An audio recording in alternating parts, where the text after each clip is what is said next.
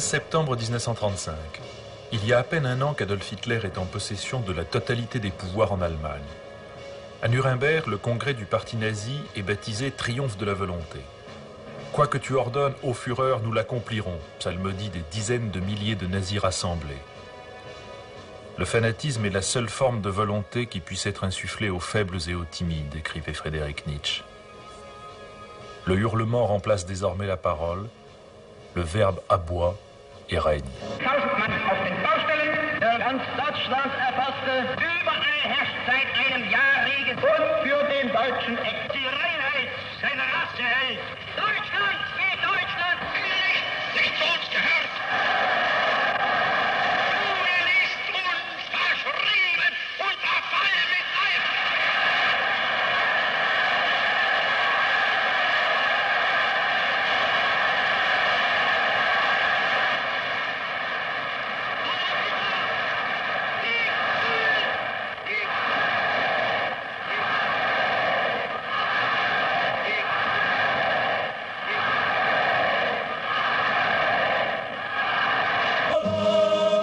En Italie, Benito Mussolini, le Duce, mêle dans une doctrine confuse le nationalisme, l'appel à un État fort et les promesses sociales. Aux élections de 1924, 2 ans après la marche des fascistes sur Rome et l'accession de Mussolini à la tête du gouvernement, son parti recueille 65% des voix. En 1928, il confisque tous les pouvoirs.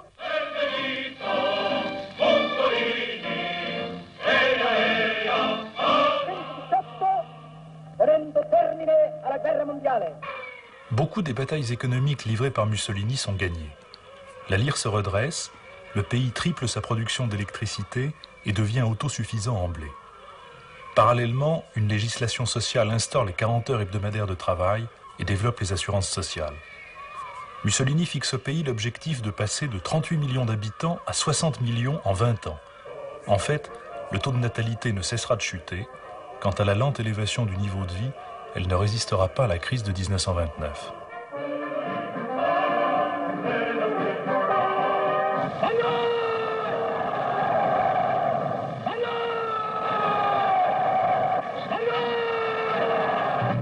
Au Japon, plus touché qu'aucun autre pays par la fermeture des marchés mondiaux, l'expansion territoriale ne restera pas longtemps une doctrine ou un sujet de débat. En 1931, l'Empire du Soleil Levant lance ses troupes sur l'Empire du Milieu et ampute la Chine de la Mandchourie. En un week-end, 50 000 Chinois sont exécutés. Les enfants sont jetés sur les baïonnettes, les hommes et les femmes sont enterrés vivants.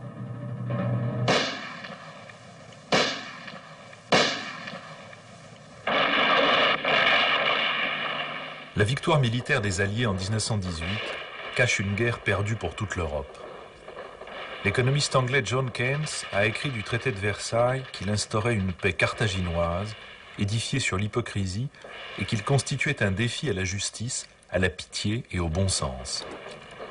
Autour d'une Allemagne humiliée et amputée, et d'une Autriche-Hongrie démantelée, ce traité a en effet morcelé l'Europe en petites nations fragiles, apeurées par la menace soviétique, cherchant un protecteur fort et abritant pour la plupart des minorités allemandes.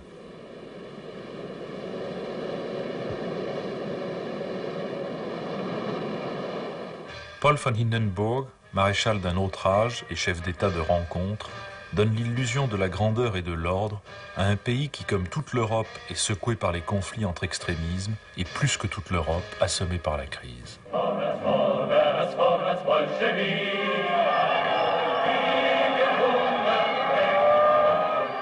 Le nombre des chômeurs triple entre 1929 et 1933. Il représente 35% de la population active et 6 millions d'individus. Les salaires baissent en moyenne de 35%. La miche de pain s'achète en milliards.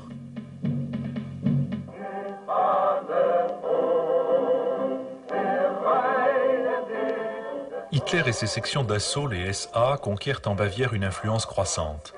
Le putsch qu'ils tentent à Munich en novembre 1923 échoue dans la confusion, comme de nombreuses autres tentatives qui secouent l'Allemagne de cette époque. Hitler est condamné à 5 ans de prison. Il ne passera que 8 mois à la forteresse de Landsberg.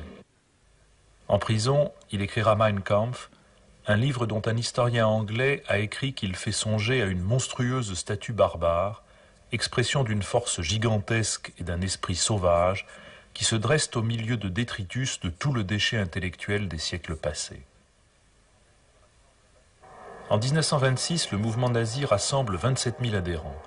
En 1930, il passe avec 18% des voix de 12 à 106 députés qui se présentent au Parlement en uniforme.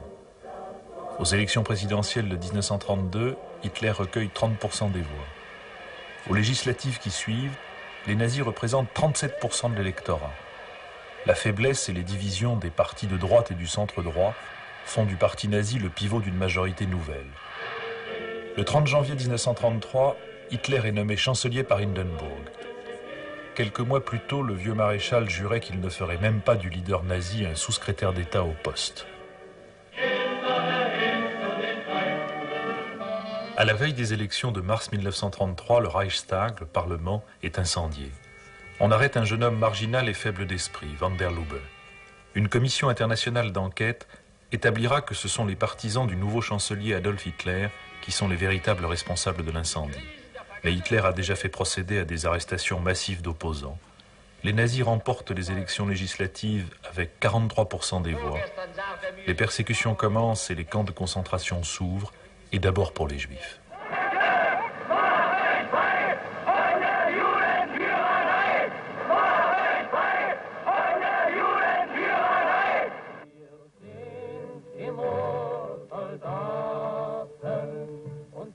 Des voix allemandes s'élèvent contre ces persécutions, comme celle du pasteur Schneider qui, dès 1933, dit simplement non au nazisme. Il le paiera de sa liberté puis de sa vie. Tout au long de l'avènement d'Hitler, des savants et des artistes devront quitter l'Allemagne ou l'Autriche pour échapper aux persécutions ou pour marquer leur désaccord. Le psychanalyste Sigmund Freud, le physicien Albert Einstein, le dramaturge Bertolt Brecht, le musicien Kurt Weill, le romancier Robert Musil, le peintre Paul Klee, l'architecte Walter Gropius, le compositeur Paul Hindemith, les écrivains Thomas Mann et Hermann Hesse. Quand Karl von Ossietzky reçoit en 1935 le prix Nobel de la paix pour son combat en faveur des droits de l'homme, il est enfermé dans un camp de concentration. Göring ne le laissera jamais aller à Stockholm pour recevoir son prix et il mourra de privation.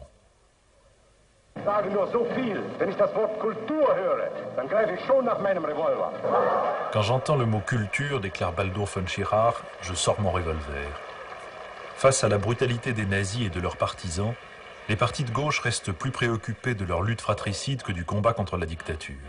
Il n'y a pas eu de victoire, dira l'un des dignitaires nazis à son procès, car les adversaires manquaient. Oui, nous sommes des barbares et nous voulons être des barbares, avait déclaré Hitler. C'est un titre d'honneur, nous sommes ceux qui rajeuniront le monde. Le monde actuel est près de sa fin, notre tâche est de le saccager. Ce saccage, bien qu'il commence par des bûchers pour les livres et des persécutions pour leurs auteurs, beaucoup d'intellectuels ne le voient pas ou ne veulent pas le voir. Le poète Gottfried Benn écrit à Klaus Mann « Je me déclare tout à fait favorable au nouvel État parce que j'y vois mon peuple s'ouvrir des voies nouvelles. Qui suis-je donc pour m'en exclure ?» Les nazis pourront aussi compter sur la complicité ou le silence du philosophe Martin Heidegger, de l'éthologiste Konrad Lorenz, du compositeur Richard Strauss, du compositeur Karl Orff, du prix Nobel de chimie Heinrich Wieland, du prix Nobel de chimie Friedrich Borges, du prix Nobel de physique Werner Heisenberg, du prix Nobel de chimie Karl Bosch, du prix Nobel de chimie Otto Hahn, du prix Nobel de chimie Hans Fischer, du prix Nobel de chimie Adolf Butenandt, du prix Nobel de chimie Richard Kuhn.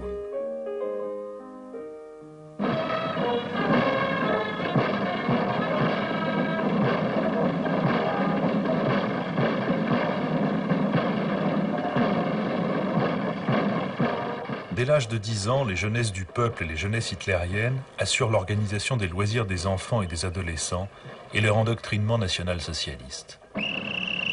Verdienstwaffen zur Meldung! Achtung! Abteilung 6, 310 mit 13114 beim Trambau. Danke. Heide! Heide! Lassen Sie weiterarbeiten. Weiterarbeiten! Hitler lance une politique de réarmement et une politique de grands travaux grâce à des acrobaties financières et aux capitaux étrangers. Il augmente la part des commandes de l'État dans la vie économique, il s'assure facilement la coopération des grandes entreprises. L'indice de la production industrielle gagne 38 points entre 1934 et 1937. En 2 ans, le nombre des chômeurs baisse de moitié.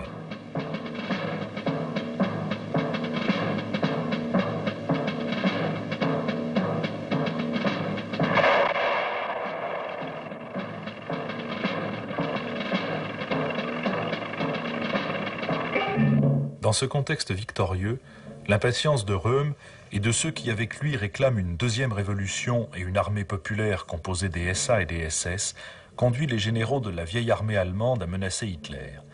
Dans la nuit du 30 juin 1934, la nuit des longs couteaux, le Führer fait assassiner son vieux compagnon Röhm et 2000 des SA. Hindenburg meurt. Hitler décide de cumuler les fonctions de président de la République et de chancelier sous le nom de Führer du Reich. Au mois d'août 1934, 89,93% de ses concitoyens lui confirment ce titre et cette fonction. Le triomphe organisé pour le nouveau maître de l'Allemagne est à la mesure des efforts inouïs de propagande qui avaient précédé l'élection. Le philosophe Walter Benjamin dira des nazis « Ils ont inventé l'esthétisation de la politique ».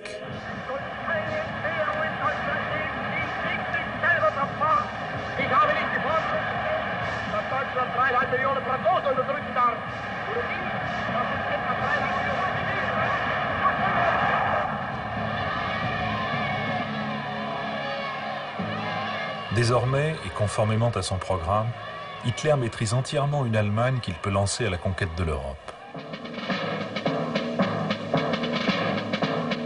Göring est chargé d'un plan de 4 ans permettant de doter la Reichswehr d'un matériel offensif. Progressivement, la part du budget militaire atteint 50% du budget de l'État et représente le quart du produit national. En violation du traité de Versailles, des armements modernes et d'une très grande qualité, notamment des avions et des chars, sortent à une cadence accélérée des usines allemandes. La Société des Nations émet une condamnation sans sanction et Hitler baptise l'opération de réarmement « Programme de défense ». 7 mars 1936. L'armée allemande entre en Rhénanie en violation du traité de Versailles. Hitler a donné l'ordre à ses troupes de se retirer si la France et la Grande-Bretagne s'opposent à leur mouvement.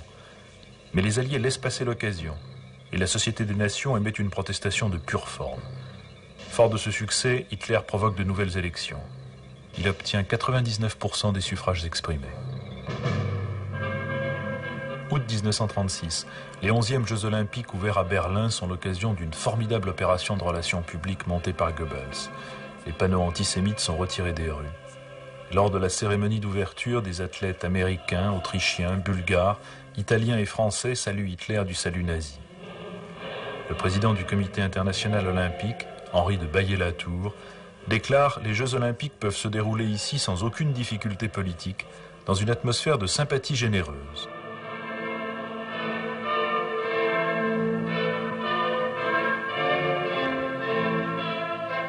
Ich verkünde die Spiele von Berlin zur Feier der 11. Olympiade neuer Zeitrechnung als eröffnet. Les sportifs allemands remportent 33 médailles d'or contre 24 aux Américains. Mais l'un de ces Américains, le noir Jesse Owens, en remportant le 100 mètres, le 200 mètres, le saut en longueur et le relais 4 x 100 mètres, inflige un démenti cuisant aux théories sur la supériorité de la race aryenne. Pour ne pas avoir à lui serrer la main, Hitler et son état-major quittent la tribune officielle. En France, la victoire du Front populaire est suivie de grèves le plus souvent spontanées, accompagnées d'un phénomène nouveau, l'occupation des usines. Un mois plus tard, les accords Matignon sont ainsi salués par le secrétaire général de la CGT. Pour la première fois dans l'histoire du monde, toute une classe obtient dans le même temps une amélioration de ses conditions d'existence. À droite comme à gauche, les pacifistes sont nombreux.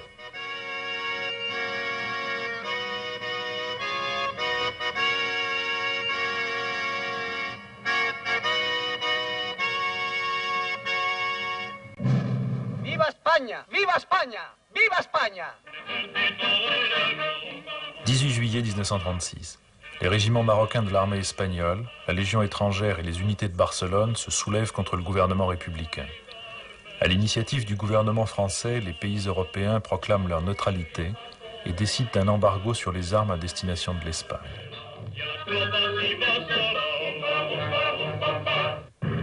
Mais le 26 avril 1937, ce sont des bombardiers allemands Stuka et des chasseurs allemands Heikel qui font à Guernica 1500 morts et plus de 1000 blessés.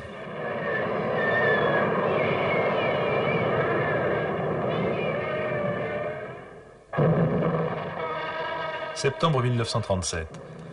Mussolini, qui s'était jusque-là distingué d'Hitler sur les questions de politique européenne, se rend à Berlin et célèbre dans le plus grand faste son identité complète de vue avec le Führer.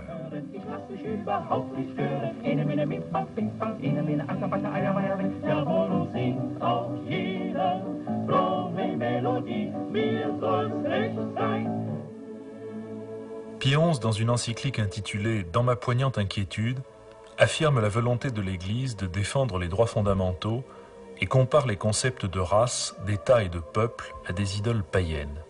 La diffusion de son encyclique est interdite en Allemagne et ses exemplaires sont brûlés par la Gestapo. «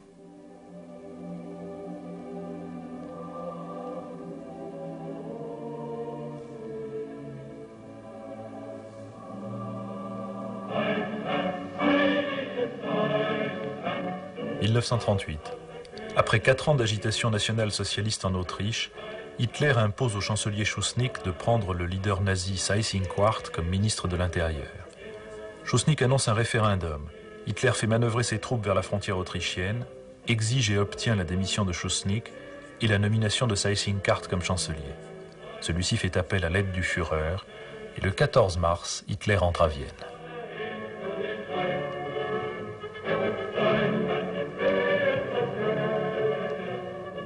L'Allemagne n'a ni le désir ni l'intention de s'immiscer dans les affaires intérieures de l'Autriche, ni de l'annexer ou d'en proclamer son rattachement. Adolf Hitler, 21 mai 1935. Le 10 avril 1938, 2 plébiscites sont tenus en Allemagne et en Autriche. 99% des électeurs allemands se prononcent pour l'Anschluss, 99,75% des Autrichiens en font autant. L'Autriche et l'Allemagne s'appellent désormais le Grand Reich.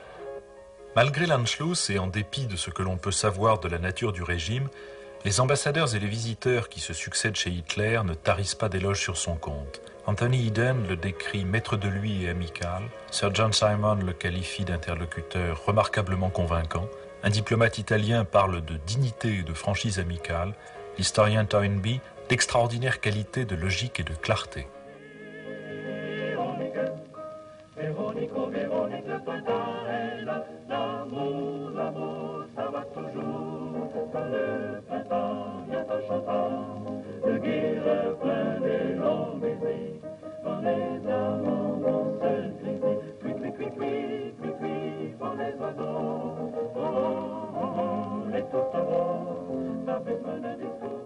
« 1938.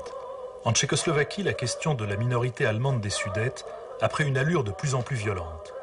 Menés par le nazi Konrad Henlein, les groupes qui réclament la sécession des Sudètes se heurtent de plus en plus souvent aux Tchèques. Hitler exige l'indépendance de la minorité allemande. Les puissances garantes de l'État tchèque créé en 1918 à Versailles organisent une mission de bons offices.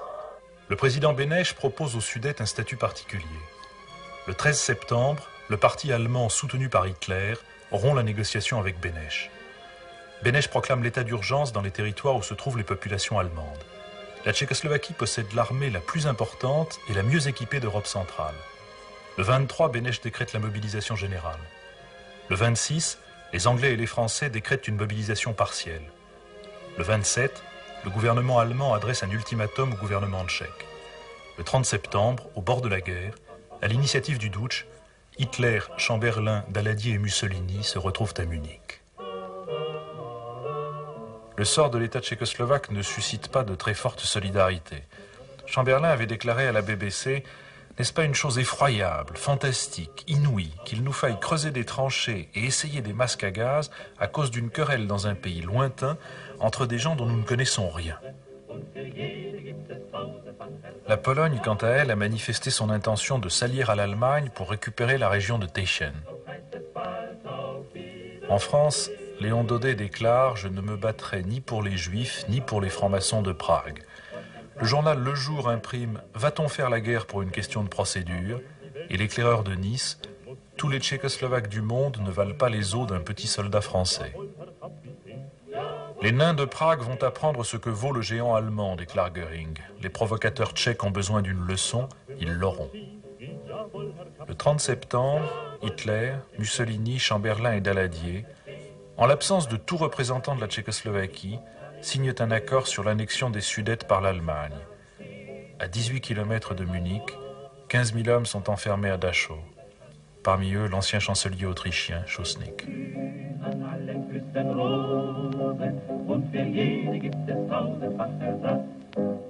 Jamais conquérant n'est rentré avec des lauriers si nobles que ceux gagnés par Chamberlain à Munich, écrit le Times. Another talk with the German Chancellor, Herr Hitler. And here is the paper which bears his name upon it as well as mine. We regard the agreement signed last night and the Anglo-German naval agreement as symbolic of the desire of our two peoples never to go to war with one another again. Entre la guerre et le déshonneur, réplique Winston Churchill, vous avez choisi le déshonneur et vous allez avoir la guerre. Daladier s'attendait à être conspué par la foule à son retour au Bourget. Il est acclamé comme un sauveur. Léon Blum écrit « Je suis partagé entre un lâche soulagement et la honte ». Et Henri de Monterland, la France est rendue à la belote et à Tinor aussi. Sur le demi-cadavre d'une nation trahie, sur les demi-cadavres de leur honneur, de leur dignité, de leur sécurité, des hommes par millions dansent la danse de Saint-Guy de la paix. Le 1er octobre, les troupes allemandes occupent les Sudètes. Le 6, les Slovaques font sécession. Les minorités d'origine hongroise et roumaine menacent d'en faire autant, le pays est au bord de l'éclatement. En mars 1939, le président Hácha, qui a succédé à Beneš, convoqué à Berlin, demande le protectorat allemand. Le 15, la Wehrmacht entre à Prague. En mettant la main sur les usines tchèques, les Allemands doublent d'un seul coup leur potentiel d'artillerie lourde.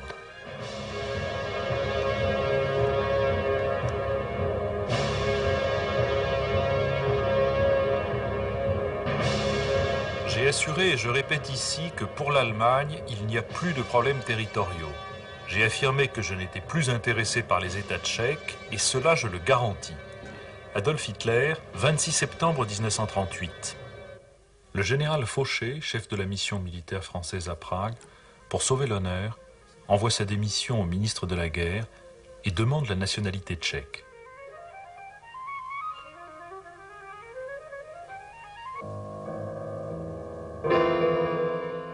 Dans la nuit du 9 au 10 novembre, la nuit de cristal, prenant prétexte du meurtre à Paris d'un conseiller de l'ambassade d'Allemagne par un jeune juif de 17 ans, les SA assassinent 91 personnes, dévastent 7500 magasins juifs, 101 lieux de culte et déportent 35 000 hommes, femmes et enfants. L'antisémitisme, déclarait Hitler à l'un de ses proches, est la seule forme de pornographie autorisée dans le Troisième Reich.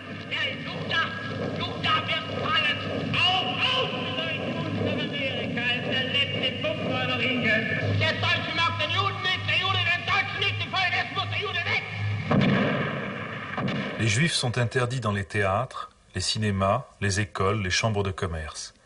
Il leur est défendu d'exercer les métiers de dentiste et de vétérinaire et de posséder un permis de conduire. De plus, la communauté juive est frappée d'une amende d'1 milliard de marks en raison du meurtre du conseiller von Rath à Paris. 1939.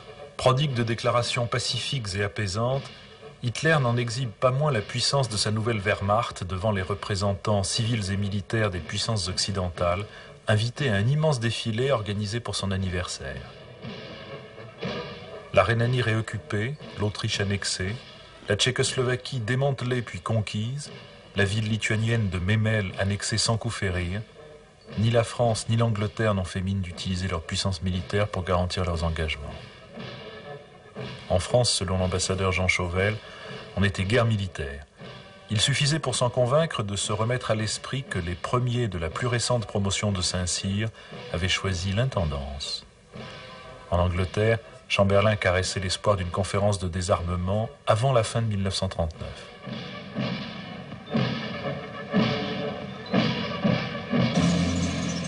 Cependant, Hitler, estimant faire preuve de modération, exige de la Pologne qu'elle accepte que Danzig redevienne allemand et que l'Allemagne puisse librement traverser le corridor établi en 1918. Utilisant la même tactique que pour la Tchécoslovaquie, Hitler fait réclamer par les nationaux-socialistes de Danzig leur rattachement à l'Allemagne.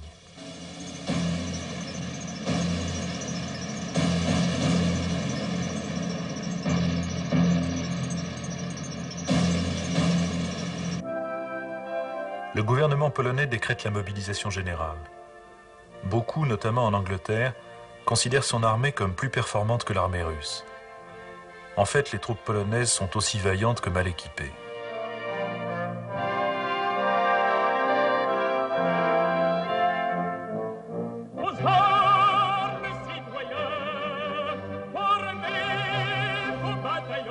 « 2 septembre 1939, la France mobilise. La victoire de son armée en 1918 avait conféré à ses troupes une réputation de quasi-invincibilité, admise par ses alliés comme par ses adversaires. Cette fois, Chamberlain n'est pas dupe. La Grande-Bretagne mobilise.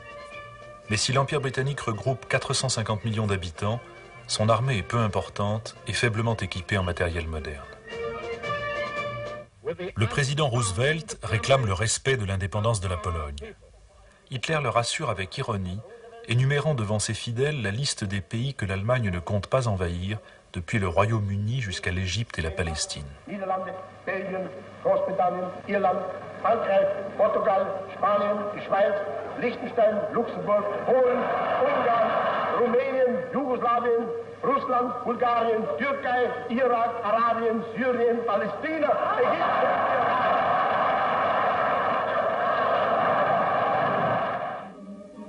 Le 23 août, l'Allemagne et l'Union soviétique signent un pacte de non-agression. Une clause secrète prévoit le partage de la Pologne entre les deux pays, et l'Union soviétique s'engage à livrer à Hitler les denrées alimentaires et les matières premières nécessaires à son effort de guerre. Depuis Munich, les puissances occidentales avaient constamment hésité à s'entendre avec la Russie de Staline pour circonscrire la menace hitlérienne.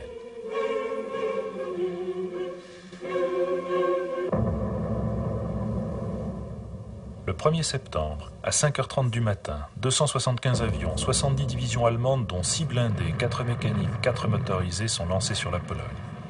Hitler leur a donné pour mot d'ordre « Soyez sans merci ».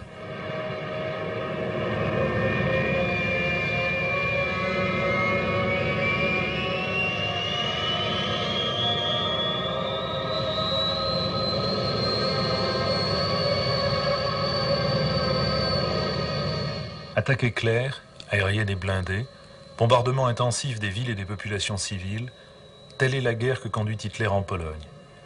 Il ne restera pas à Varsovie une maison qui n'en porte les traces.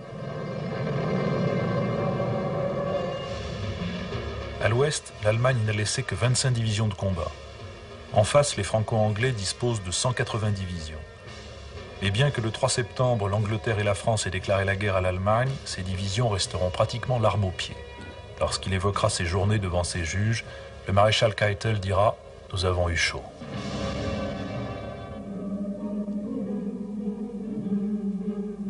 Le 17 septembre, la Russie attaque à son tour la Pologne. Comme prévu, Staline et Hitler se partagent le pays. Un mois plus tard, l'Union soviétique attaque la Finlande.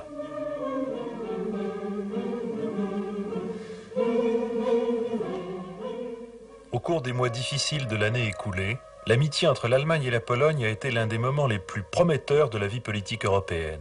Adolf Hitler, 30 janvier 1939. Colonel, c'est des actions françaises. Le généralissime français Gamelin et avec lui l'état-major soutenait que les faiblesses de notre armée, notamment de notre aviation, seraient compensées par notre système fortifié. La majorité des chefs militaires ne croyaient pas à l'offensive allemande. Beaucoup d'entre eux, au contraire, préparaient même des projets d'invasion de l'Allemagne les plus fantaisistes. Rien dans les déclarations des hommes politiques ne cherchait à mobiliser les Français contre le nazisme. La compréhension des enjeux de la guerre, comme l'équipement de l'armée, avait 20 ans de retard. En pensant que la République, c'est encore le meilleur régime ici-bas. Et tous ces gagnants qui, pour la plupart, n'étaient pas du même avis en politique, lèvent-la tous d'accord, quel que soit leur sort. Ils désirent tous désormais qu'on nous foute une bonne fois la paix. Oh, Deutschland, du Land der Soldaten, wenn dumm deine Trommel noch Schluss.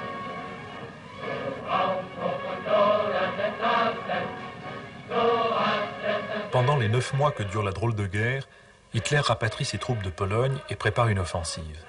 Craignant un débarquement anglais en Norvège, il choisit de s'assurer d'abord le contrôle de la route du fer suédois vers l'Allemagne.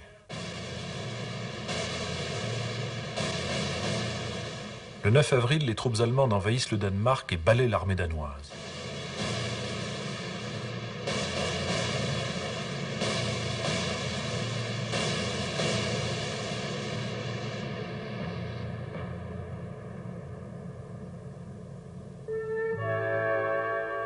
Le roi Christian X donne l'ordre de cesser le feu. Les Danois n'entreront en résistance que lorsque les Allemands menaceront les Juifs du Danemark et que le roi déclarera « Si l'on impose le port de l'étoile jaune dans ce pays, je serai le premier à la porter ». Le jour où les Allemands envahissent le Danemark, ils attaquent la Norvège. Hitler veut s'assurer le contrôle de ses ressources minières. Les Norvégiens opposent aux Allemands une résistance acharnée, coulant plusieurs bâtiments de guerre.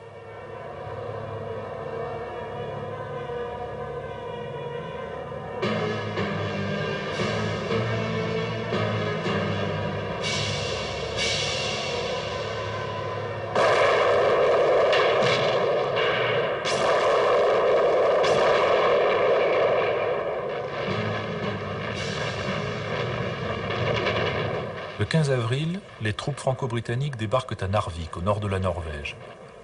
Ils coulent 8 contre-torpilleurs allemands et connaissent leur premier succès.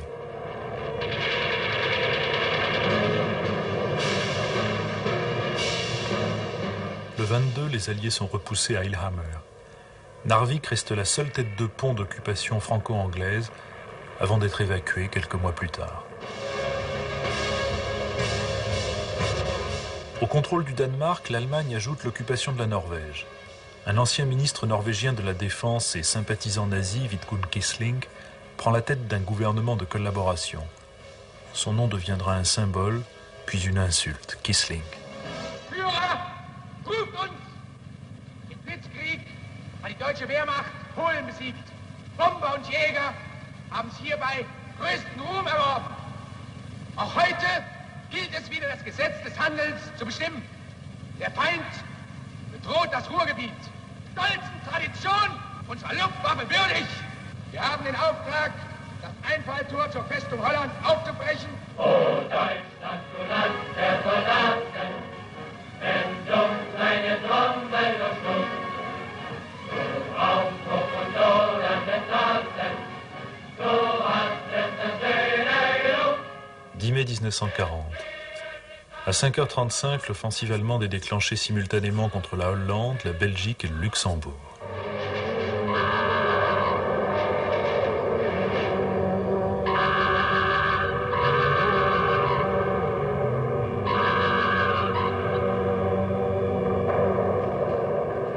La Hollande est un véritable laboratoire des techniques de la guerre éclair, de la Blitzkrieg. L'avance des troupes allemandes y est foudroyante. L'aviation et les blindés dévastent le pays et en un seul bombardement, il y a 900 victimes à Rotterdam. Le pilonnage des villes est systématique.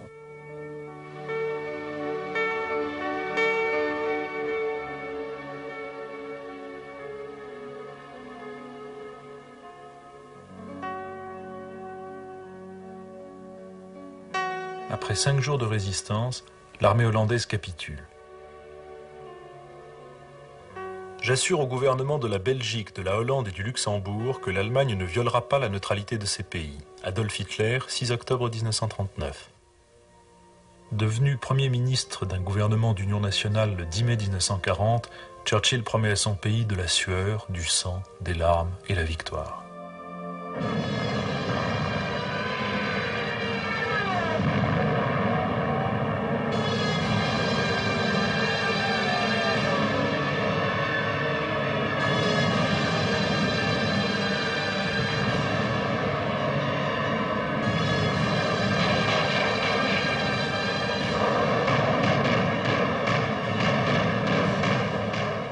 En Belgique, les Allemands utilisent un nouvel équipement, le cargo planeur.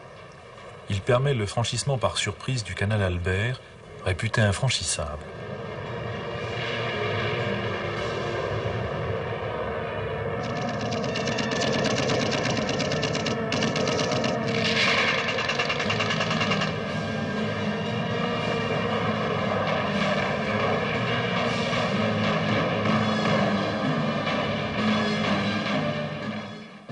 Jouait un air comme celui-ci lorsque la guerre s'est réveillée. Le 27 mai, contre l'avis de son gouvernement, le roi Léopold capitule. Par dizaines de milliers, les populations belges sont lancées sur les routes. Je découvris le réfugié. C'est un paysan qui se nomade, c'est un bandit qui s'évade d'une ville ouverte qui est fermée. Je découvris le refusé. C'est un armé que l'on désarme et qui doit faire chemin à pied. Une femme s'accrochait à leurs larmes. Les généraux français continuent d'affirmer leur confiance dans leur système de défense. Ils ne croient ni à l'aviation, ni aux blindés. Le président du Conseil déclare « Nous vaincrons parce que nous sommes les plus forts ».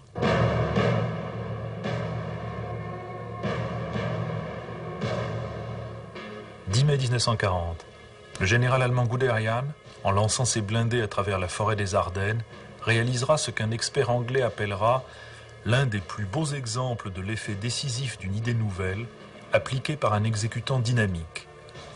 L'idée nouvelle, ce sont les régiments de chars d'assaut opérant une percée dans un territoire non protégé par la ligne Maginot, mais réputé naturellement infranchissable.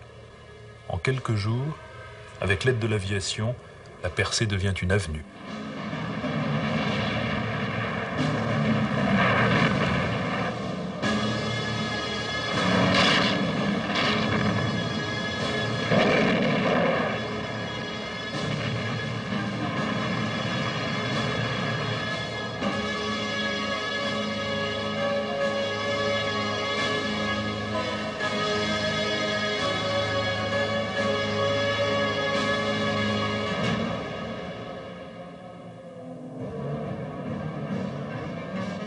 Les coups portés contre la Hollande et la Belgique sont rendus décisifs par l'attaque dans les Ardennes et par la prise de Sedan. Les Français et les Anglais, trop avancés en Belgique, sont pris à revers. Les Allemands, loin de filer sur Paris, poussent l'offensive toujours plus à l'ouest jusqu'à Dunkerque.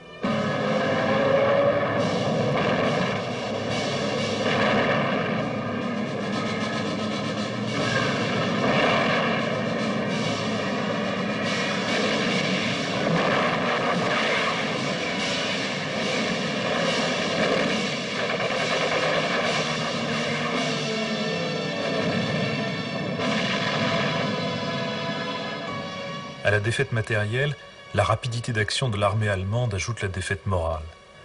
Seul un ordre incompréhensible d'Hitler d'arrêter l'offensive permet aux Anglais de rapatrier l'essentiel de leurs troupes dans des conditions effroyables. Cet ordre, qui restera dans l'histoire sous le nom de miracle de Dunkerque, donne à l'Angleterre in extremis une chance de reconstituer son armée et de repartir à l'assaut. Mais pour l'heure, à Dunkerque, 342 000 soldats alliés sont évacués. Les Français abandonnent 150 000 prisonniers.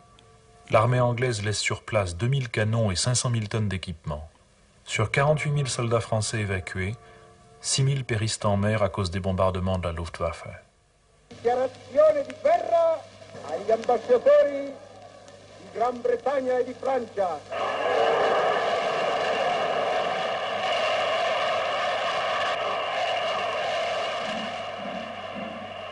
10 juin 1940. Mussolini déclare la guerre à la France et à la Grande-Bretagne. 138 divisions allemandes sont lancées à l'assaut de Paris. Depuis le début de la guerre, 100 000 soldats français sont morts. Le 14, les Allemands sont à Paris. Paul Reynaud refuse de négocier et démissionne. Pétain constitue le gouvernement et demande l'armistice. Français, à l'appel de Monsieur le Président de la République, j'assume à partir d'aujourd'hui la direction du gouvernement de la France. Sûr de la confiance du peuple tout entier, je fais à la France le don de ma personne pour atténuer son malheur. C'est le cœur serré que je vous dise aujourd'hui qu'il faut cesser le combat. Lorsqu'Hitler a pris la demande française d'armistice, les caméras du cinéma aux armées étaient présentes. Le 18 juin, à Londres, on entendit une voix discordante. Moi, général de Gaulle, j'entreprends ici, en Angleterre, cette tâche nationale. J'invite les chefs, les soldats, les marins, les aviateurs, des forces françaises de terre, de mer, de l'air, où qu'ils se trouvent actuellement, à se réunir à moi. J'invite tous les Français qui veulent rester libres à m'écouter et à me suivre. Vive la France, libre, dans l'honneur et dans l'indépendance. 22 juin 1940.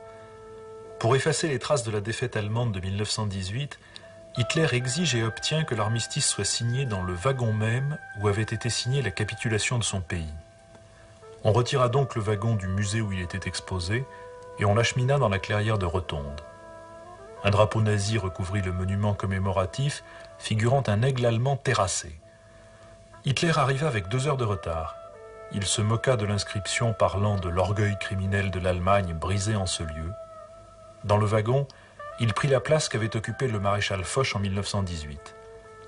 Avant que le texte des accords ne soit remis aux Français, il se leva, fit le salut nazi et sortit. La musique militaire joua l'hymne allemand et l'hymne nazi. Maréchal, nous voilà devant toi, le sauveur de la France. Le 10 juillet 1940, Pétain fonde l'État français. Sur 569 députés, 80 seulement s'y opposent. Le 24 octobre, Pétain rencontre Hitler à Montoire. Les forces françaises sont démobilisées. La France doit payer les frais d'entretien des troupes d'occupation. Le gouvernement allemand est assuré de la collaboration du gouvernement français et les réfugiés politiques allemands seront livrés au Reich. Émigré à Paris en 1933, le philosophe allemand Walter Benjamin obtient un visa pour les États-Unis. Il fuit la France. Il est arrêté à la frontière espagnole. Lorsqu'il apprend qu'il va être livré à la Gestapo, il se suicide en prison dans la nuit du 26 au 27 septembre 1940. La victoire sur la France donne à une immense majorité d'Allemands le sentiment qu'une injustice a été réparée. La signature de l'armistice fut célébrée comme le moment du rétablissement du droit. Ce fut sans doute l'instant de la plus forte adhésion de la nation allemande au régime hitlérien. Avec des centaines de tonnes de roses, 2 millions de Berlinois font à celui qui a vaincu la France un triomphe digne des Césars. Ce sera la dernière fête du Reich à Berlin. Dans quelques semaines, la ville sera bombardée.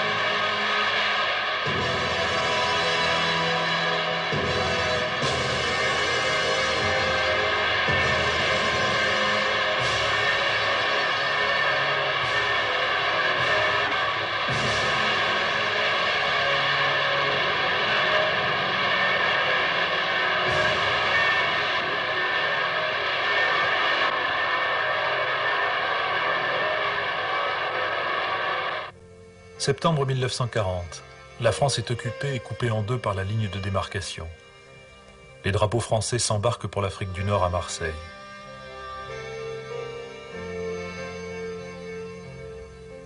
Partout dans le monde, la photo de cet homme symbolisera la tristesse et la défaite de la France.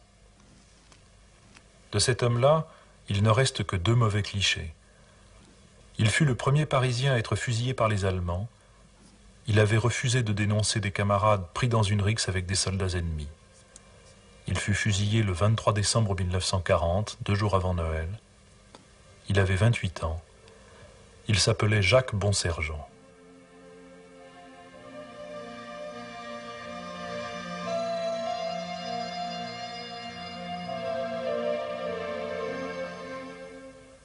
Printemps 1940. Jamais l'Europe n'a été aussi près de la domination nazie. Après la capitulation française, Hitler tourne ses armes vers l'Angleterre. Il est convaincu qu'elle acceptera une paix séparée et qu'il aura alors les mains libres pour conquérir la Russie. Pour obtenir cette paix, Hitler entreprend d'isoler la Grande-Bretagne.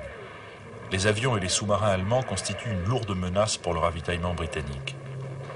Organisés en meute, les U-boats détruisent en 1940 l'équivalent de 400 000 tonnes de cargo. Seule l'aide américaine peut permettre à l'Angleterre de surmonter ses pertes. Malgré une puissante campagne isolationniste aux États-Unis, Roosevelt livre aux Anglais une cinquantaine de destroyers. Une fois réélu en novembre 1940, il accroît constamment son aide. « 8 août 1940. Hitler, stupéfait et dépité du refus de Churchill de parlementer, estime pouvoir mettre l'Angleterre à genoux par une guerre éclair aussi efficace que celle qui lui a déjà livré 6 pays en Europe. L'opération Otari est lancée. Elle doit aboutir à la destruction des ports et des convois anglais, puis au débarquement des troupes allemandes.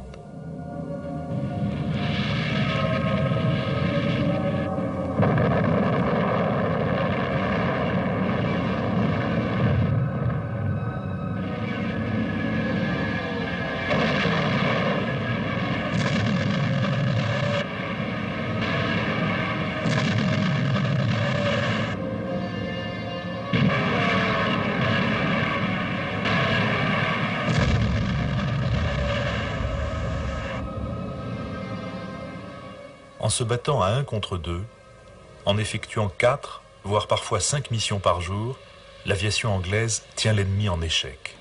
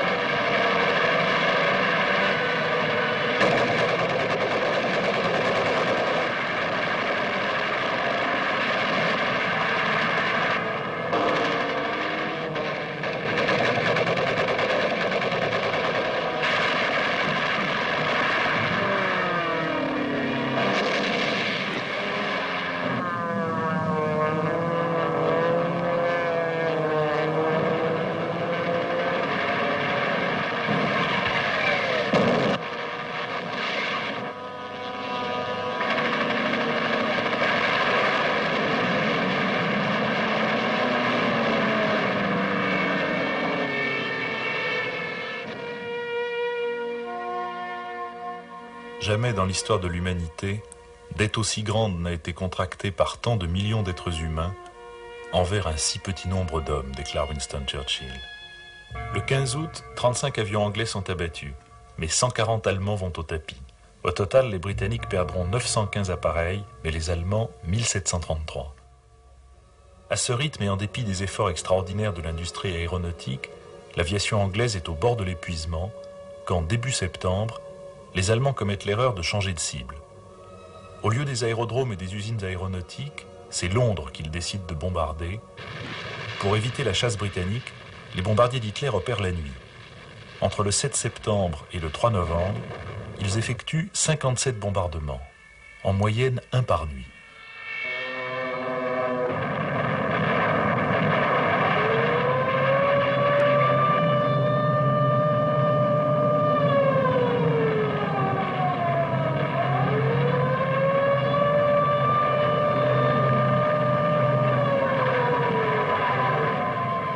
Depuis Londres, où la population conserve une détermination et un humour hors du commun, Winston Churchill adresse aux Français un message d'espoir. Nos gens tiennent bon. Allons, bonne nuit. Dormez bien. Rassemblez vos forces pour l'aube, car l'aube viendra. 23 octobre 1940. Pour fermer la Méditerranée à la flotte britannique en prenant Gibraltar, le Führer compte sur le soutien de Franco. À Hendaye, où il lui a donné rendez-vous, le caudillo fait attendre son allié pendant 2 heures. En contrepartie de son aide, Franco présente à Hitler, au cours d'une discussion de 9 heures, des exigences si lourdes que celui-ci renonce. « Je préférerais me faire arracher 4 dents que de recommencer une telle négociation, dira Hitler à son retour.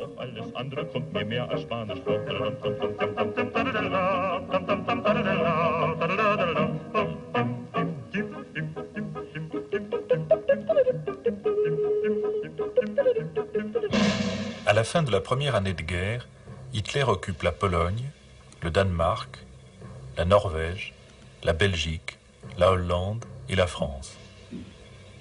La Roumanie, la Hongrie et la Bulgarie, en adhérant au pacte d'Acier, sont devenus ses vassaux. 6 avril 1941. Depuis des mois, Hitler presse la Yougoslavie d'adhérer au pacte tripartite. Le gouvernement yougoslave est profondément divisé. Les adversaires des nazis l'emportent. Hitler lance l'offensive contre la Yougoslavie sans déclaration de guerre, bombarde Belgrade, et les troupes allemandes déferlent à la fois d'Autriche, de Bulgarie et de Hongrie. Elles prennent par surprise les troupes yougoslaves.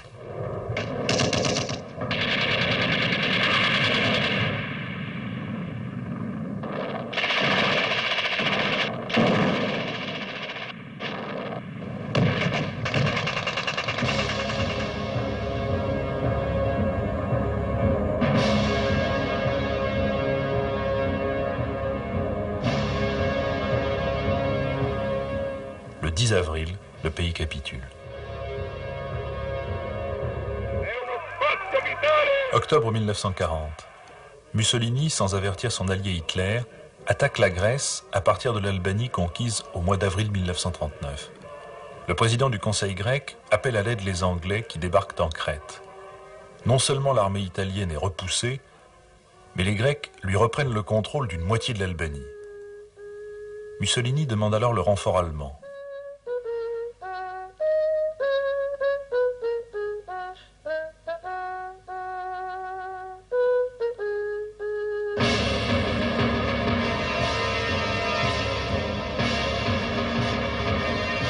Le 6 avril, en même temps qu'ils attaquent la Yougoslavie, les Allemands entrent en Grèce. L'armée grecque ne parvient pas à les contenir, les Anglais se replient. Le 23 avril, la Grèce se rend. Mais ce nouveau succès d'Hitler lui a coûté un très grave retard pour l'exécution de ses projets à l'égard de la Russie.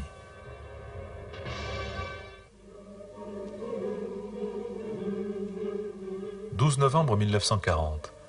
Molotov, ministre des Affaires étrangères d'Union soviétique, se rend à Berlin.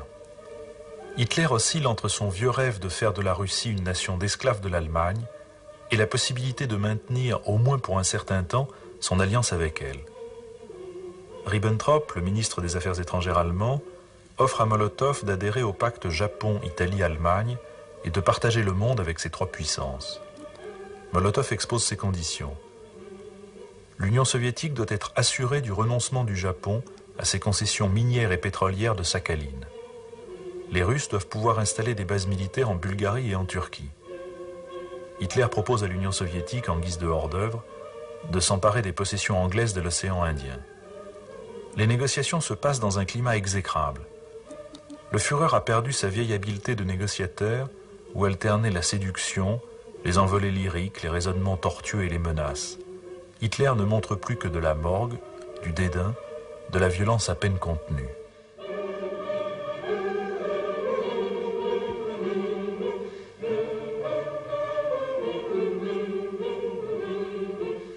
Toutefois, l'Union soviétique continue, comme le prévoyait le pacte signé avec Ribbentrop, de livrer à l'Allemagne d'Hitler des céréales, des légumes, de la viande, du beurre, du phosphate, du zinc, du cuivre et quantité de minerais de première importance. Les soviétiques livrent aussi de l'essence, celle qui alimenta en partie les bombardiers lancés sur Londres. Ils livrent même plusieurs centaines d'antinazis allemands réfugiés en Union soviétique, tels Margaret Buber-Neumann, femme du dirigeant communiste allemand Heinz Neumann, que les hommes de Staline remirent à la Gestapo sur le pont de Brest-Litovsk et qui, alors que les Russes lui avaient déclaré qu'ils l'embarquaient pour la Suède, se retrouva au camp de concentration de Ravensbrück. 22 juin 1941. Contre l'avis de tous ses généraux, Hitler, sans la moindre déclaration de guerre, lance vers 3h15 du matin 153 divisions, 600 000 véhicules motorisés, 3580 engins blindés, 7184 bouches à feu et 2740 avions contre la Russie. La plus puissante concentration de forces de l'histoire, renforcée par des divisions roumaines, finlandaises, hongroises et slovaques.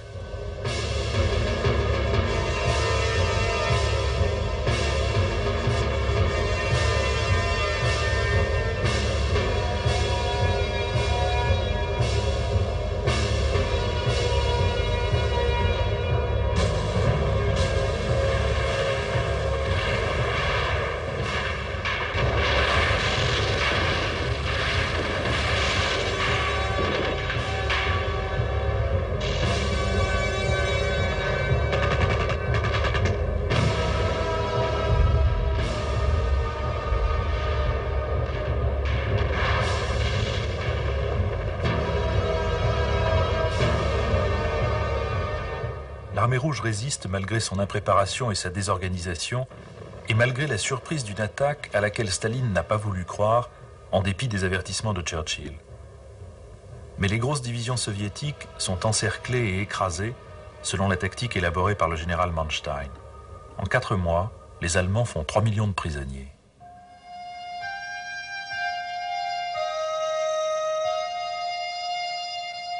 Pour Hitler, la guerre en Russie n'est pas n'importe quelle guerre, c'est la sienne, la guerre nationale-socialiste qu'il a voulu depuis toujours.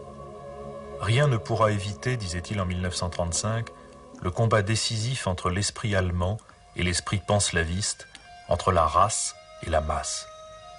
Il faut que la hiérarchie des maîtres subjugue le pullulement des esclaves. Nous sommes le seul peuple capable de créer le grand espace continental en imposant notre poigne.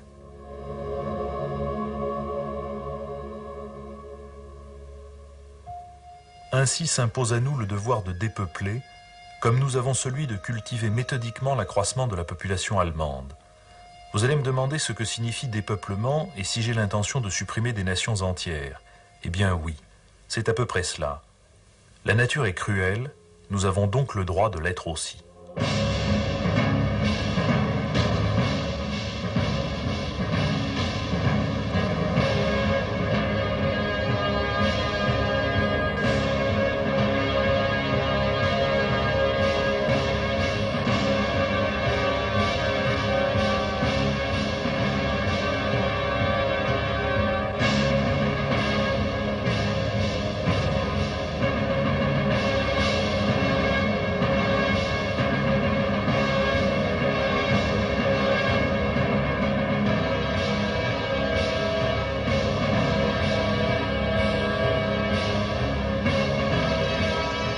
L'avancée allemande balaie tous les obstacles. Conformément aux prévisions d'Hitler, tous les observateurs considèrent qu'elle sera à Moscou avant l'automne. Une à une, les grandes villes tombent.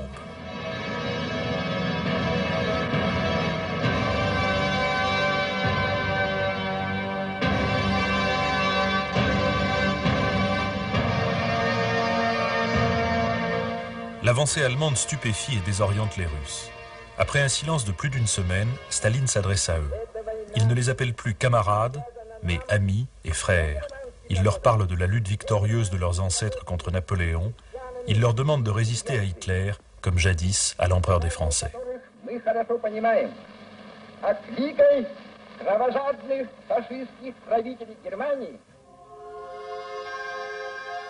Devant l'armée allemande, villes, villages, usines et entrepôts sont détruits, et avec eux tout ce qui pourrait faciliter le repos et le ravitaillement de l'ennemi.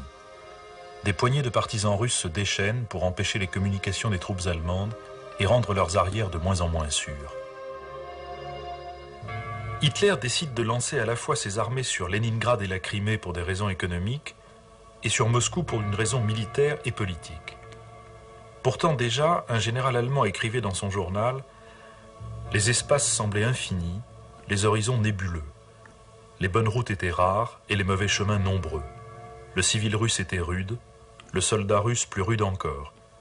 Il semblait posséder une capacité illimitée d'obéissance et d'endurance. Depuis la fin octobre, la pluie tombe. La boue aspire les véhicules, tout bivouac est impossible. Guderian met 5 jours pour parcourir 75 km.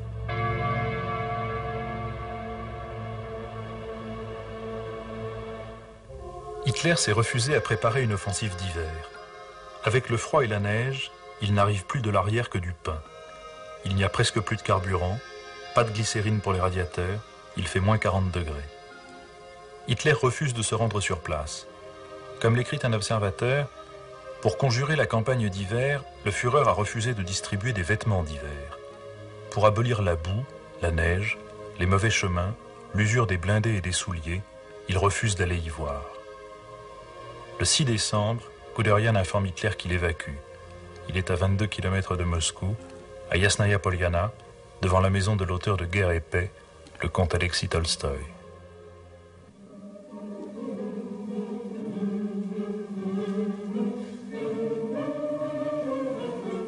Toutes les industries de l'Ukraine ont été évacuées et implantées dans l'Oural, en Sibérie et au Kazakhstan. Des troupes fraîches arrivent de Sibérie. La Russie est prête à la contre-attaque.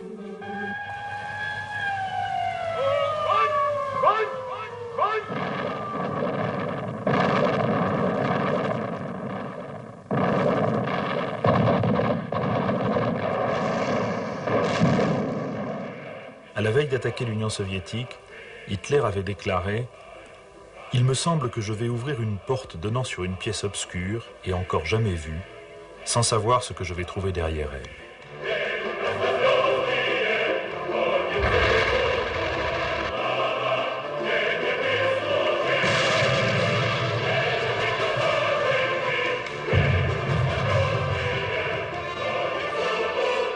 Les troupes allemandes reculent jusqu'à Smolensk. Hitler a commis 2 erreurs. L'une militaire fut d'avoir consacré trop de temps à l'invasion de la Russie du Sud, au détriment de l'attaque de Moscou. L'autre, politique, fut d'avoir décimé et tourné contre lui des populations dont il aurait pu s'assurer la neutralité et souvent la collaboration. Hitler, qui s'est nommé généralissime après l'échec de ses troupes devant Moscou, leur donne l'ordre de tenir leur position en attendant que l'offensive puisse reprendre. Au premier rang de ses objectifs figure Leningrad, ville symbole. Depuis la fin août, la ville est assiégée et la voie ferrée avec Moscou est coupée. Hitler annonce à Mussolini la prise imminente de l'ancienne Saint-Pétersbourg. Mais la ville entière est mobilisée pour organiser sa défense. 2,5 millions d'hommes, de femmes et même d'enfants participent au sauvetage de leur cité, exhortés à la radio par le compositeur Dimitri Shostakovich et la poétesse Anna Akhmatova. À ceux qui hésitent ou qui se dérobent, on applique la terreur révolutionnaire.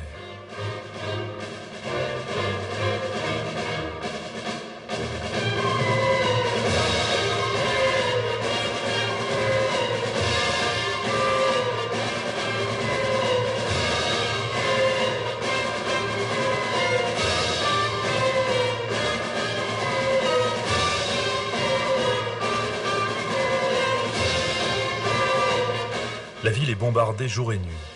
Dans la journée de Noël 1941, on ramasse 3700 cadavres. Pourtant, les Russes ne cessent de lancer contre les Allemands des attaques coûteuses. Les fusiliers marins, surnommés la mort noire par les troupes d'Hitler, effectuent des raids meurtriers.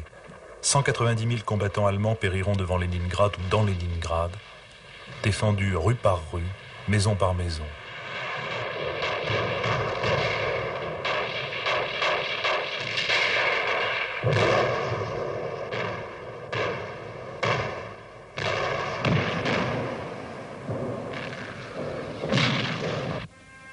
Des dizaines de milliers de soldats d'Hitler y seront faits prisonniers.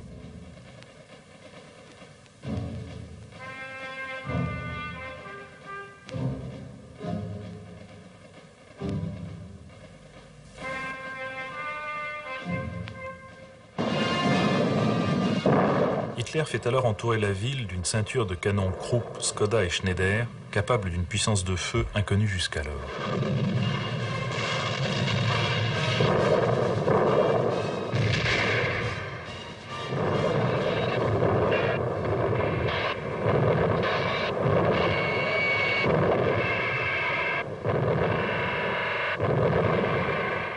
Malgré le froid et la faim, les ouvriers des usines Kirov continuent à fabriquer des chars de combat. Dans les caves, partout où peuvent se constituer des abris, une ville parallèle s'organise et continue à produire. On se chauffe en détruisant les maisons en bois, on mange les chats, on vend les chiens à prix d'or.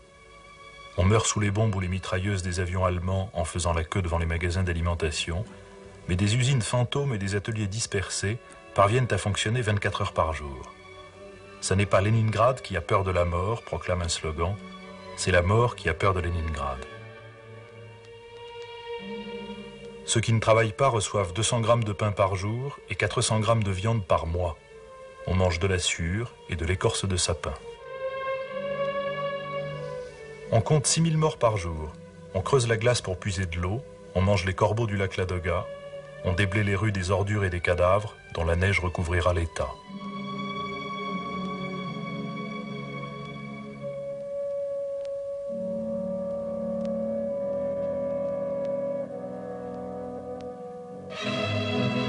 Sur les eaux gelées du lac Ladoga, seule liaison possible entre Leningrad et le reste du pays, les Russes construisent une route en 15 jours.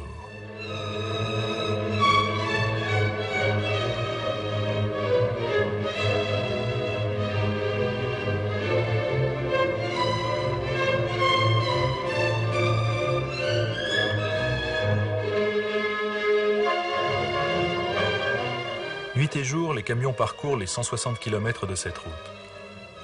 Le feu des batteries allemandes détruit près d'un convoi sur deux, mais au lieu de 33 tonnes de farine par jour, ce sont 360 tonnes qui parviennent désormais quotidiennement à Leningrad. Le Ladoga gelé portera même un train qui parviendra à effectuer 6 allers-retours. Cette résistance opiniâtre, désespérée, ingénieuse, patiente, comment Hitler aurait-il pu l'attendre de ceux qu'il considérait comme des Untermensch, des sous-hommes? La sauvagerie de ces commandos a poussé les Russes dans les bras de Staline. La volonté nazie d'anéantissement de l'Union soviétique a exaspéré le réflexe patriotique.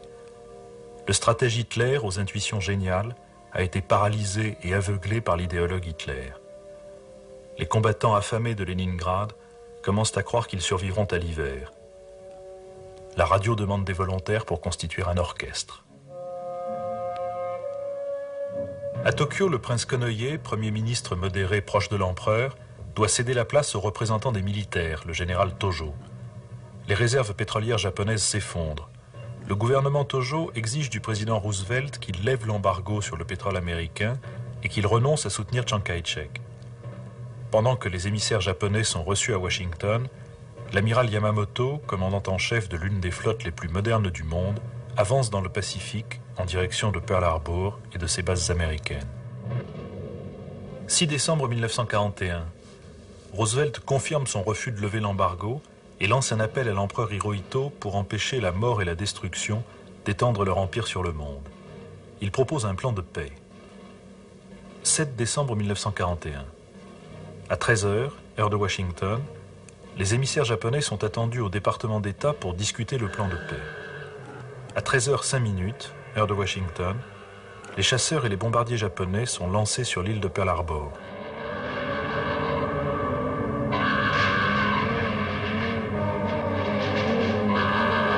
Ils détruisent 188 avions et 5 croiseurs de combat. Ils endommagent gravement 4 destroyers et 3 croiseurs.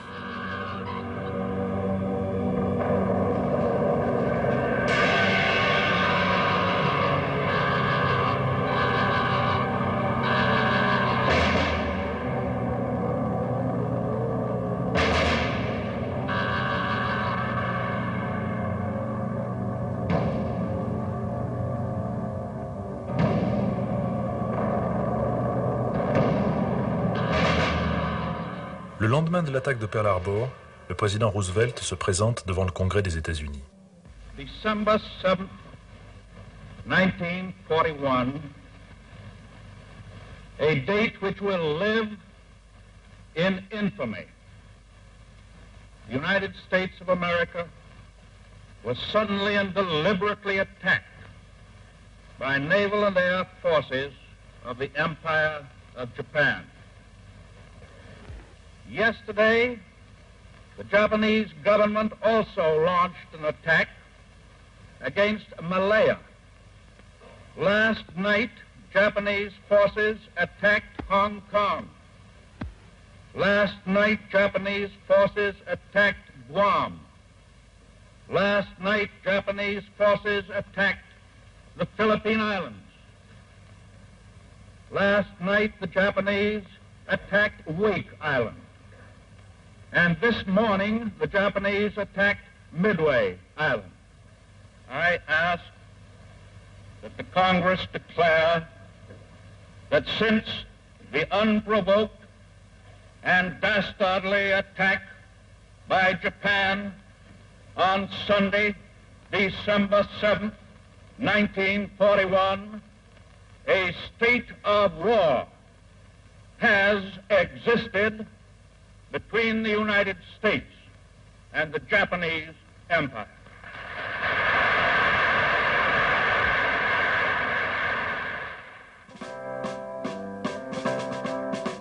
L'entrée en guerre des États-Unis s'accompagne d'une reconversion de leur économie en économie de guerre.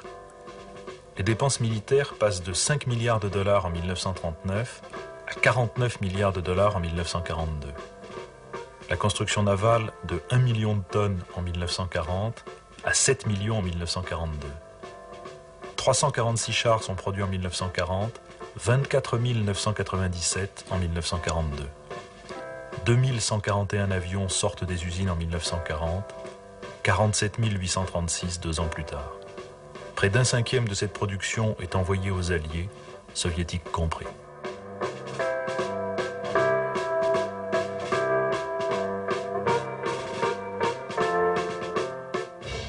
Janvier 1941. En Libye, les Anglais, les Australiens et les Français libres attaquent les positions italiennes. Ils prennent d'abord Bardia, ensuite Tobrouk, puis continuent une avance qui devient de plus en plus facile. Mal préparés, mal armés, mal soutenus, les troupes du maréchal italien Graziani doivent abandonner la Cyrénaïque en quelques jours. Le croiseur San Giorgio est coulé dans la rade de Tobrouk.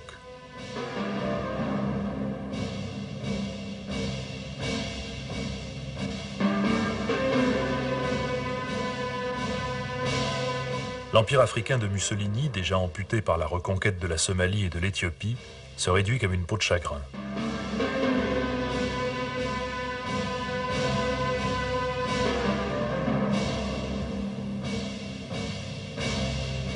Les prisonniers italiens se comptent par dizaines de milliers.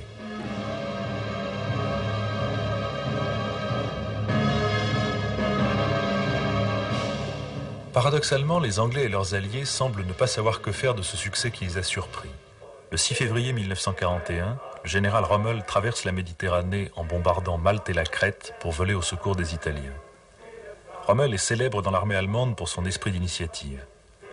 Le 14 février, il débarque à Tripoli et fait construire des chars en bois montés sur des Volkswagen pour tromper l'ennemi. Le 11 mars, le régiment de chars de la 11e division légère allemande arrive à Tripoli.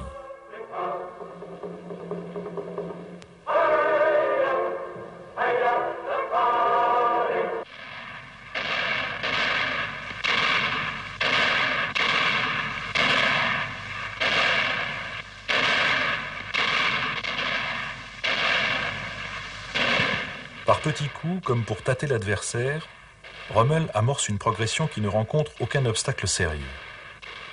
Sans écouter les ordres de Berlin qui lui enjoignent de rester sur place, Rommel accélère son avance et intensifie sa poussée. Le 3 avril, les Anglais évacuent Benghazi. Rommel utilise les camions, à la suite des chars, pour créer des nuages de poussière et donner à ses adversaires l'illusion du nombre. Ses troupes capturent une brigade blindée anglaise, puis la 2e division blindée britannique à Mechli. Le 11 avril, les Anglais sont chassés de Cyrénaïque et ramenés en Égypte. Seul un petit détachement reste à Tobrouk.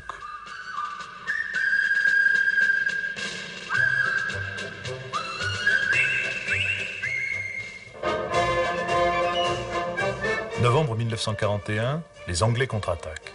En un mois, en partant de la frontière égyptienne, les Anglais font reculer Rommel jusqu'à El Agheila, étape par étape. Mais les 2 tiers des blindés britanniques sont détruits au cours de cette opération.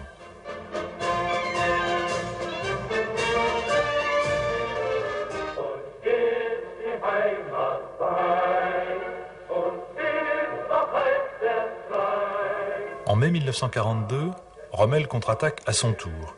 Partant d'El Agheila, il reconquiert l'essentiel du terrain perdu, mais arrivé à Bir Hakeim, il se heurte aux troupes de la France libre.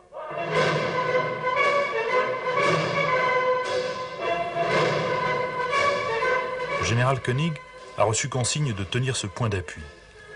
Avec 5500 Français, il tient la position contre toute attente pendant plus de 2 semaines. Il immobilise le meilleur des forces allemandes, la 90e division et la célèbre 15e division de Panzer.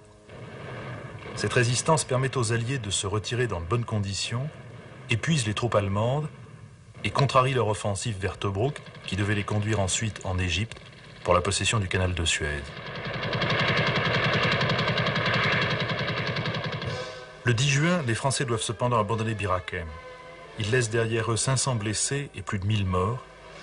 Ils rejoignent les lignes britanniques. Ils ont donné à la France libre sa première réalité militaire. Malgré l'entrée de ses troupes à Tobrouk et la prise de plus de 20 000 prisonniers anglais, Rommel envoie à Berlin un rapport pessimiste. Son armée est épuisée, son matériel est insuffisant, ainsi que ses effectifs. Quant à Mussolini, qui avait fait venir par avion un cheval blanc pour faire à Alexandrie une entrée de triomphateur, il décide de rentrer à Rome.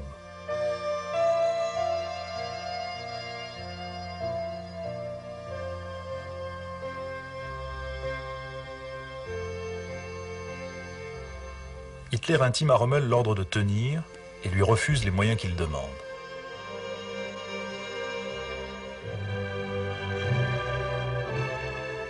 « 23 octobre 1942.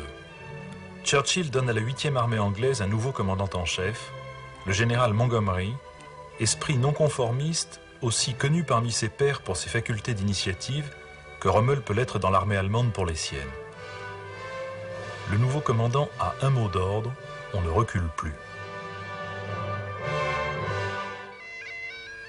Malgré l'impatience de Churchill, qui le presse de lui donner une victoire, Montgomery prend soigneusement le temps de préparer son offensive, de laisser reposer ses troupes et de veiller à leur morale.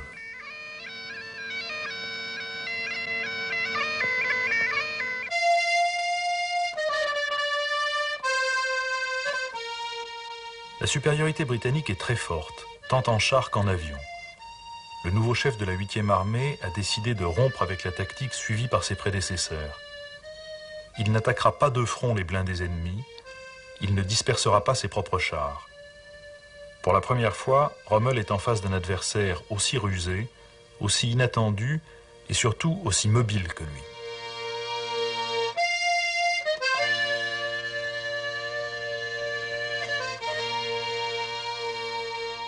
« 2 novembre 1942.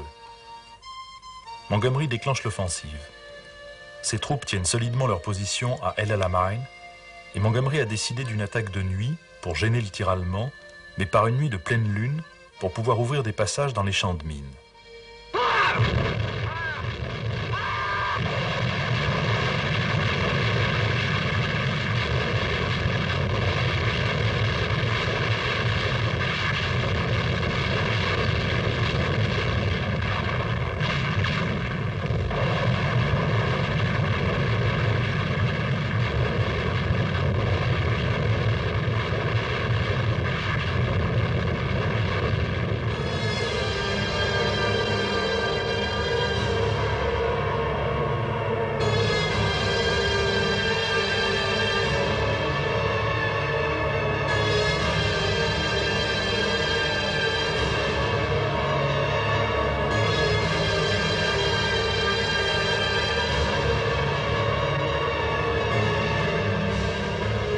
Le 3 novembre, après une nuit et une journée de bataille, Rommel estime être au bout de ses ressources.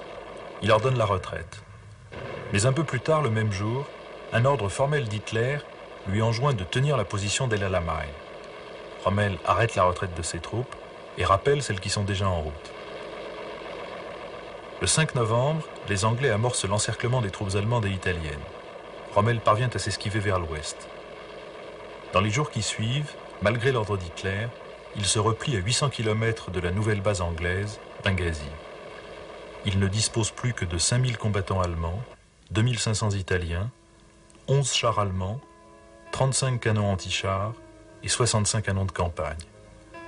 La 8e armée a capturé plus de 10 000 Allemands, plus de 20 000 Italiens, 450 chars et plus de 1000 canons.